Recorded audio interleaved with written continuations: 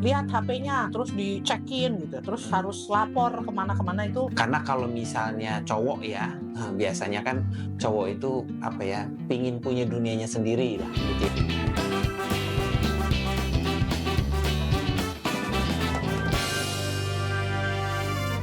Halo, Hai, jumpa lagi di Bucin, Bicara Urusan Cinta, sebuah family channel yang membahas putar perkawinan, keluarga. dan parenting. Topik kita kali ini adalah rahasia bagaimana istri dicintai suami. Seperti biasa, Bucin Family Channel direkam di studio Family Therapy Room at Familia Indonesia. Sobat Bucin, di edisi kali ini kita coba angkat bagaimana rahasianya agar si istri dicintai suaminya. Ketika membentuk sebuah keluarga, dua pribadi yang berbeda tidak saling mengenal dan butuh proses untuk saling menyelaraskan dan mengharmoniskan. Tentu ada satu proses yang tidak nyaman di situ. Mungkin istri mengatakan sudah melakukan ini, melakukan itu, tapi juga belum bisa membuat suami tersentuh atau hati suami terebut hatinya. Nah, bagaimana caranya agar istri ada di hati suami? Yuk kita bahas. Baik, Sobat Bucin, sekarang kita akan mengulas beberapa teori untuk menjelaskan bagaimana supaya istri lebih dicintai oleh suaminya. Pertama adalah teori relasi sosial positif. Teori ini menekankan pentingnya aspek positif dalam interaksi suami istri, seperti misalnya apresiasi, empati, dan dukungan emosional. Interaksi positif dapat memperkuat ikatan suami istri dan meningkatkan kebahagiaan dalam hubungan.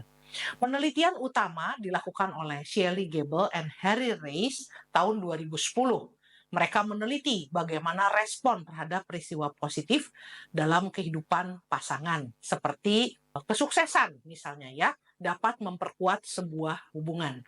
Mereka menemukan bahwa pasangan yang merespon secara aktif dan konstruktif terhadap kabar baik pasangan mereka cenderung memiliki hubungan yang lebih memuaskan. Jadi dalam penelitian ini, ada berita baik yang dibawakan oleh suami atau istri, bagaimana kemudian tanggapan ya dari pasangan ketika salah satunya dari mereka mendapatkan berita baik, misalnya naik pangkat atau sukses sesuatu, mendapatkan pencapaian tertentu, dan itu akan memperkuat hubungan di antara keduanya. Teori kedua, kita menggunakan teori keterlibatan emosional. Teori ini menyoroti pentingnya keterlibatan emosional dan bagaimana pasangan berkomunikasi secara emosional. Keterlibatan emosional yang sehat melibatkan berbagi perasaan secara terbuka, mendengarkan dengan empati, dan memberikan dukungan emosional yang tulus.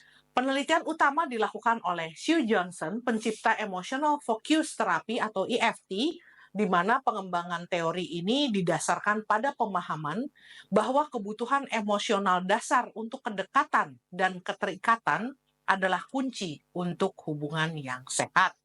Pasangan yang belajar untuk mengenali dan menanggapi kebutuhan emosional satu sama lain dapat membangun ikatan yang lebih kuat dan lebih tahan lama. Contohnya, kalau dalam kehidupan sehari-hari, seorang suami dan istri kemudian saling memberikan dukungan emosional dengan memberikan empati, aku tahu kamu capek ya, lalu keterbukaan perasaan, sharing emosi, dan kemudian memberikan dukungan yang sifatnya tulus. Itu contohnya. Dan ketiga, kita menggunakan teori mindfulness di dalam hubungan. Teori mindfulness dalam hubungan menekankan pentingnya kesadaran penuh. Mindfulness berarti here and now ya, dan hadir di momen saat berinteraksi dengan pasangan. Jadi ketika sedang bersama pasangan, betul-betul interaksinya itu mindful, di mana tidak mungkin sambil pegang gadget atau sambil ngurusin apa atau sambil terima telepon dan lain-lain, tapi betul-betul hadir karena ada sebuah momen yang dikhususkan untuk berdua. Praktik mindfulness dapat meningkatkan komunikasi, mengurangi stres, dan memperkuat ikatan emosional suami dan istri. Seorang Jon Kabat-Zinn dan pengikutnya menerapkan konsep mindfulness pada hubungan romantis, menunjukkan bahwa pasangan yang berlatih mindfulness memberikan waktu untuk bersama secara mindful ataupun refleksi bersama, hening bersama, itu akan cenderung lebih adaptif dalam menghadapi konflik dan lebih puas dalam hubungan mereka. Oke, Mona, sekarang kita sharing ya. Jadi bagaimana agar istri itu dicintai oleh suaminya? Nah, kira-kira dari Mona apa aja tuh yang Ada dilakukan? upaya apa atau Nah, tips apa agar tips ya. dia tergila-gila gitu ya? Heeh. Dicintai. Oke, kalau saya mungkin sesuatu yang bisa saya lakukan, itu adalah saya pribadi yang hangat. Jadi karena saya pribadi yang hangat, saya itu tidak kesulitan untuk mengapresiasi, memuji, memberikan kata-kata yang manis gitu ya, kayak I love you, I miss you, itu bukan sesuatu yang memalukan buat saya, itu Dan bagian dari sehari-hari sih ya. dan Mona lucu. Ya, dan saya cukup lucu ya, jadi artinya sapaan yang hangat, yang lucu, menggoda, lalu memuji ya, kalau saya, tidak pelit itu dan bagi saya itu sesuatu yang, dalam tanda petik menguntungkan ya, menguntungkan untuk relasi ya. Nanti Chandra yang kasih tahu apakah itu memang betul yang menjadi sesuatu yang menawan bagi dia ya, sehingga lebih mencintai misalnya. Itu yang pertama. Yang kedua, saya itu suka mungkin karena saya suka makan, gitu ya. Jadi saya suka orang yang saya sayangi juga makan yang enak. Nah, terutama masakan saya. Saya suka masak dan suka memberikan masakan saya untuk dimakan oleh orang yang saya sayang. Nah, mungkin hal-hal sederhana seperti masakin, bikin, menu dan kemudian dia ngerasain. Kalau dulu waktu, masih sempat gitu ya, kalau sekarang udah nggak sempet. Heeh, Dulu tuh setiap kali Chandra pergi kerja pasti saya bawakan bekal, bekal. bekal makanan.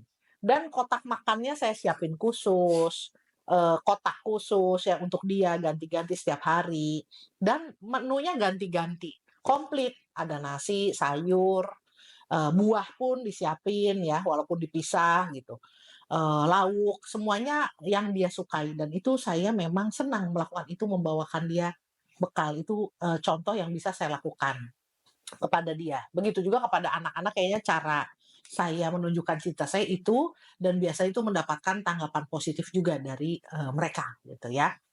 Yang berikutnya, saya adalah orang yang punya kemerdekaan yang cukup baik, sehingga saya juga mempersepsikan kepada pasangan saya, tentu dia juga suka punya kemerdekaannya. Jadi salah satu yang saya berikan adalah kemerdekaan untuk dia menjadi dirinya, untuk dia eksplorasi hobinya, untuk dia bertemu dengan teman-temannya gitu ya. Itu bagi saya wujud saya sayang dia dan sepertinya itu juga mungkin menarik juga. Dengan itu akhirnya, wah enak juga nih ya, nggak pernah ya kalau kita tuh seumur hidup seumur kita menikah, dari pacaran juga nggak pernah misalnya kayak saya tuh kontrol HP-nya, lihat HP-nya terus dicekin gitu, terus harus lapor kemana-kemana itu tidak perlu menurut saya dan memang tidak ada kondisi yang juga memicu demikian dan saya juga merasa bahwa dia tidak perlu diperlakukan seperti itu dan saya juga tidak ingin memperlakukan orang seperti itu.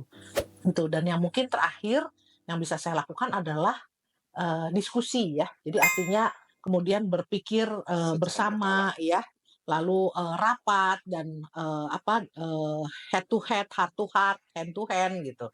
Itu menurut saya bentuk yang sangat mendewasakan dan kemudian menunjukkan apresiasi saya juga kepada dia. Tapi nggak tahu Chandra mungkin seperti apakah itu menawan, sesuatu yang menawan atau tidak, saya nggak tahu, Ya, silakan. jadi bisa disimpulkan ya, kenapa kalau menurut saya apa yang dilakukan Mona itu membuat istri itu dicintai ya oleh suaminya ya, itu karena hadir ya. Tadi Mona itu memberikan pujian, memberikan dukungan, dan kemudian juga memberikan kesempatan-kesempatan gitu. Nah itu saya rasakan bahwa Mona memberikan juga tuh kepercayaan dan kebebasan. Karena kalau misalnya cowok ya, biasanya kan cowok itu apa ya, pingin punya dunianya sendiri lah gitu ya. Dan Mona juga memberikan dunia itu kepada saya gitu. Nah kemudian juga perhatian yang tadi dikatakan suka masak, semua itu juga pujian-pujian ya, semua itu dilakukan dengan konsisten gitu ya. Jadi saya melihat bahwa hal yang sangat baik gitu ya dilakukan oleh Mona gitu kepada saya adalah bukan hanya sekedar hadir, tetapi juga konsistensi. Itu Mona.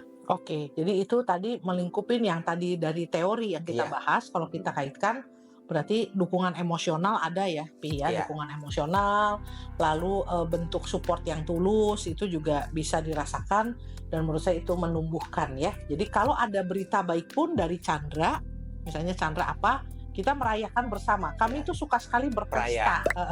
Perayaan dan pestanya mungkin bukan yang bagaimana ya, tapi artinya misalnya makan bersama, Ya. terus kita pergi jalan kemana, sederhana sih, tapi kita merayakan, kita penuh dengan perayaan Betul, ya. betul. Keluarga kita, bukan hanya perkawinan, tapi anak-anak pun perayaan apa lagi gitu, sampai saking seringnya merayakan sesuatu ya.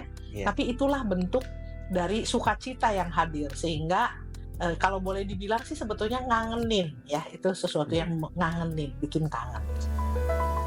Baik, mari kita simpulkan bincang-bincang kita malam hari ini. Bagaimana agar istri lebih dicintai oleh suaminya. Apa yang bisa kita berikan kepada suami kita adalah bentuk cinta yang diwujudkan dalam dukungan emosional dan kemerdekaan untuk dia mengembangkan dirinya ya. Jadi bagaimanapun itu sesuatu yang menumbuhkan. Dan tadi bentuk mindfulness juga sesuai dengan yang tadi kita bahas di teori, itu bisa kita terapkan. Bahwa ada momen-momen bersama digunakan untuk jeda dan untuk saling merasakan satu sama lain, khusus berfokus di dalam kebersamaan itu ya. Itu tentu untuk digunakan untuk head to head, heart to heart, dan bahkan hand to hand, saling menopang, saling menolong. Di saat sulit, di saat senang, kita hadir bersamanya dan memberikan apa-apa yang kemudian bisa saling memberi dan menerima. Itu mungkin kesimpulan untuk hari ini. Sobat Bucin, untuk oleh-oleh Bucin, episode kali ini adalah untuk para pasangan suaminya. Apakah sudah mengagumi istri Anda? Temukan walaupun itu hal yang sederhana. Nah, Sobat Bucin, Anda juga bisa menyapa kami di Bucin Sapa, Kisah atau Kupas. Silakan Anda kirimkan email ke bucinfamilychannel@gmail.com atau WA chat only di 0852 1326 6550. Sampai jumpa di edisi berikutnya. Sampai jumpa, bye-bye. Bye-bye.